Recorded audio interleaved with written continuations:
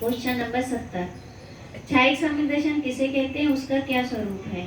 देखिए अब क्या कहा, दो कहते हैं और उसका क्या स्वरूप है। तो क्या कहा, इतना तो समझ में आया कि त्रिकरण परिणाम, कौन से परिणाम, त्रिकरण कौन कौन से अभी पढ़ लिए थे अपन ने, अधय पूर्वकरण और अनिवृत्तिकरण। अधयकरण किसको कहते हैं, अनिवृत्तिकरण। ठीक, ये चीज ध्यान रखना। अब देखिए क्या हुआ, छायिक सम्यक दर्शन में क्या कहा कि त्रिकरण परिणामों के, ये याद रहेगा कि अधयकरण अपीकरण, क्या बोलते हैं इसको, त्रिकरण कहते हैं। त्रिकरण परिणाम के बाद में हंसी मजाक करेंगे।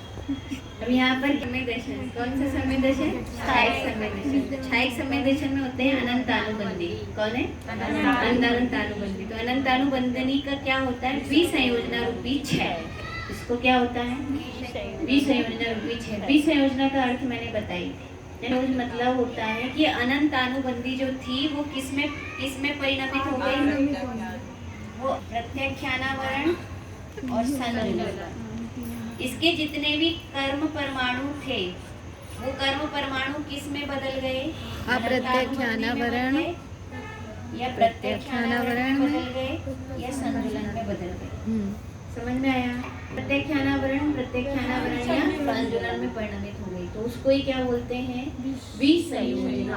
क्या बोलेंगे, विसंयोजना। जैसे कि अपन करते हैं ना, पावरफुल व्यक्ति था वही कमजोर पड़ गया तो क्या होगा, आत्मा का अनुभव फिर कैसा होगा कि प्रति समय समय आता रहता है। अपन को यही चिंता है ना कि अपने को आत्मा का अनुभवन प्रति समय नहीं रहता, या आत्मा अनुभवन हम कैसे प्रति समय करते चले जाएं। वो कब होगा, क्षयोपशम सम्यक दर्शन में तो होगा। सम्यक दर्शन में वो कैसा हो जाएगा कि इसकी विसंयोजना हुई तो इसका क्या हो जाएगा कि विसंयोजना रूपी क्षय हो जाएगा।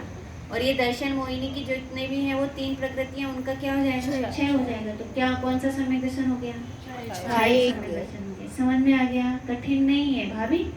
कठिन शब्द आया आज उदय, एक शब्द आया उदय भाभी क्षय, एक शब्द आया वो सदावस्था रूप उपशम, और एक शब्द आया अनुदय। ठीक है, और एक शब्द क्या आया, क्षय, और एक शब्द आया विसंयोजना।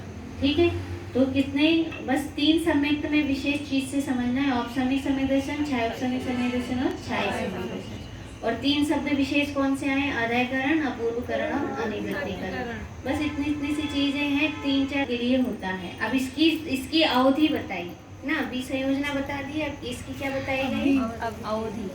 तो अगला नंबर, शादी अनंत काल तक, अनंत काल तक होता है, सदा काल बना रहता है। क्षय होने का अर्थ क्या होता है, सदा काल बना रहना। वो कैसा रहता है कि सदा रहता है, ये वाली बात कही। फिर तीसरे पॉइंट में क्या कहा कि भाई कैसा होता है कि तद्भव मोक्षगामी जीव को होता है ना, कि तद्भव मोक्षगामी जीव को होगा। चौथा पॉइंट क्या कहा कि भाई कितना, तीसरे या चौथे भाव में मोक्ष होता है। कितने भाव रह जाते हैं, ज्यादा से ज्यादा तीसरे या चौथे भाव में क्या हो जाता है, मोक्ष हो जाता है। ठीक है, तो ये इसके लिए कहा। और फिर क्या कह दिया कि फिर मनुष्य आयु, चार भाव किसको लगते हैं, इस बात के लिए क्या कह दिया कि चार भाव उसको ही लगते हैं जिसकी मनुष्य आयु आयु का बन। ठीक है, तो ये इतनी बात हो गई। ये क्या हो गया, क्वेश्चन दी। उसके बाद होगा क्षयोपशम और फिर होगा छायिक। करना चाहिए, ये उपदेश की भाषा है, वो होता है। करना क्या चाहिए कि करना तत्व का निर्णय करने के लिए ज्यादा से ज्यादा आत्मा कहाँ, इसकी खोज करना चाहिए, है ना। जैसे अपन कहते हैं चाहे व्रती हो, या कहना चाहिए किसी ने व्रत ले लिया हो किसी प्रकार का, कि शादी कर ली हो, लेकिन उसमें विशेष चीज क्या है कि हम आत्मा की खोज कर रहे हैं। हम क्या कर रहे हैं, आत्मा की खोज। आत्मा की खोज करने की नहीं रहना चाहिए, नंबर लाने का थोड़ा बहुत उसमें, तो जो भी अपना है वो किसका है, लक्ष्य किसका बनता है, आत्मा के अनुभव। ठीक है, आत्मा का अनुभव।